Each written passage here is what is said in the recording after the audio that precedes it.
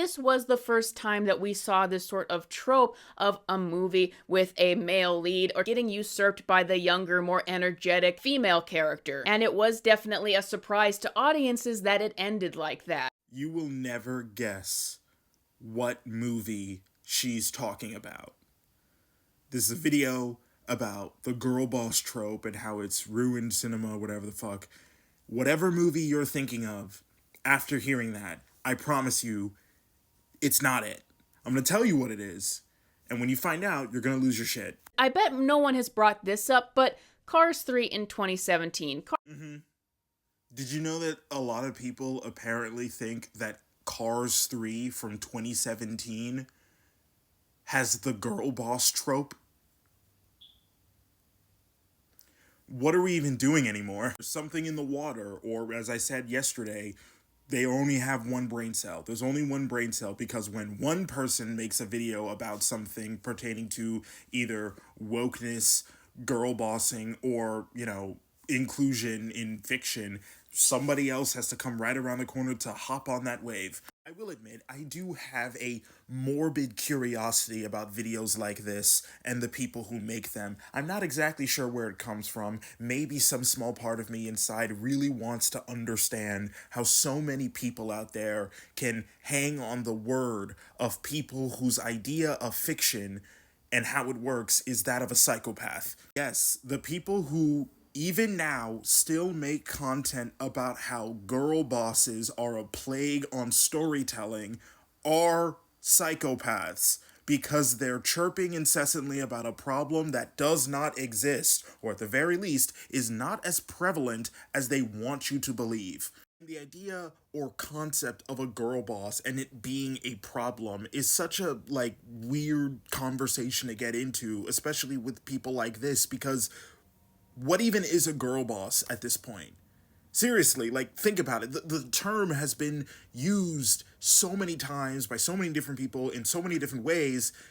It's literally lost its meaning to the point where for a lot of these people, girl boss literally just means woman. Toy Story 4, Bo Peep was a girl boss. Incredibles 2, Elastigirl was a girl boss. When they have a male protagonist, it seems like it's almost an edict that he be surrounded by girl bosses. For example, Black Panther, Ant-Man Quantumania, Hawkeye, and Shang-Chi. Their brains have been so warped by their own bullshit ideology, they don't know what they're saying anymore. I've made this joke countless times, but in his eyes, girl boss is just when women do stuff. He's listing all these Marvel characters who are insufferable girl bosses tied to the male hero, and they're just female characters a part of the story. Cassie Lang is a girl boss?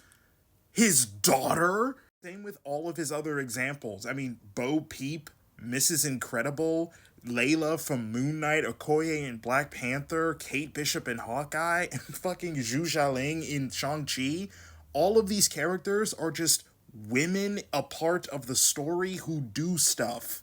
But in their eyes, they're girl bosses because capable women who can do stuff as good, if not maybe a little better than the male protagonist, despite the fact that they never actually do that, is what makes them a girl boss. That is what's at the molten core of this girl boss conversation for a lot of these people. This idea that it's bad because the women are making the male characters look bad or look weak. Assassinate the male character to artificially elevate the female character, which they have not proven that they can write female characters well, so that both parties are torn down. That's not happening. That's never been what is happening.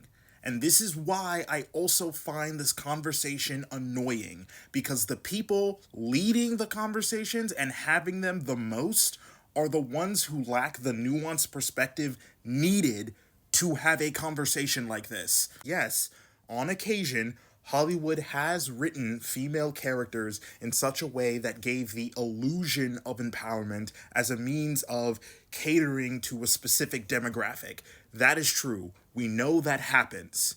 However, the idea that women in modern media are intentionally written in a way to undermine the male characters or make them lesser is an overblown reaction had by those who definitely do not want to see women in the lead, especially in roles or in properties that are male focused. Coming from a modern entertainment industry that has taken stuff that was made for men, started making it for women when no one can tell the difference between the two anymore. Stuff like Indiana Jones or Star Wars or Ghostbusters, those are for men, those are for boys, those are for us. And here come these women coming in here thinking that they own the place, taking over what is supposed to be for us, for the boys, for... Except again, that's not the reality. That's not what's happening.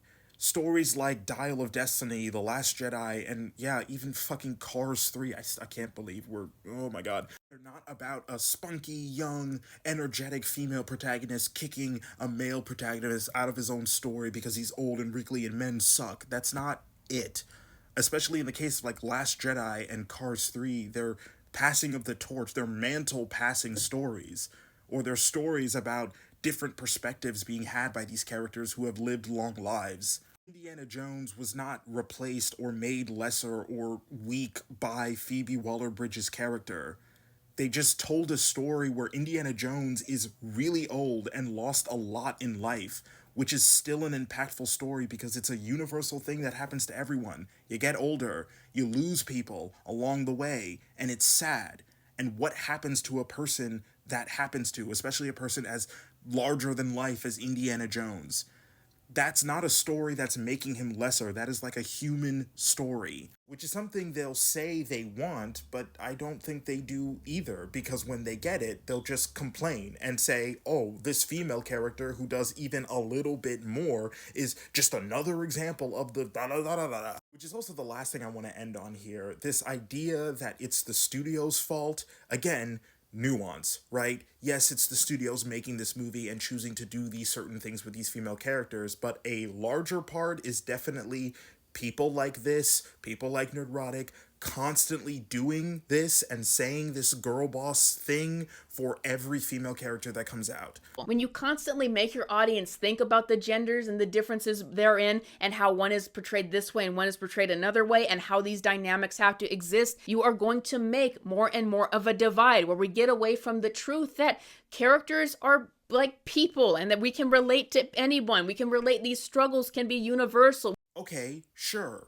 But again, why do you think that's happening? A lot of what plays into the audience's focus on differences between genders comes from people who constantly bring that up when talking about these movies. And in order to paint this picture that a female-led story pales in comparison to one by a male because women are different than men and da-da-da-da-da, that's what's happening. Why that's not being acknowledged is a little weird to me, because that does play a role. At the end of the day, the conversation surrounding girl bosses is a silly one, because it's a bunch of people, mainly men, coming online and prescribing a solution to a problem that isn't as severe as they want you to think.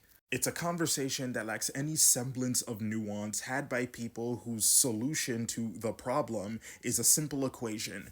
Girl boss equals woman equals bad. That is the formula. That is the anti-life equation that parademons like Nerdrotic like to parrot incessantly. And that's not good.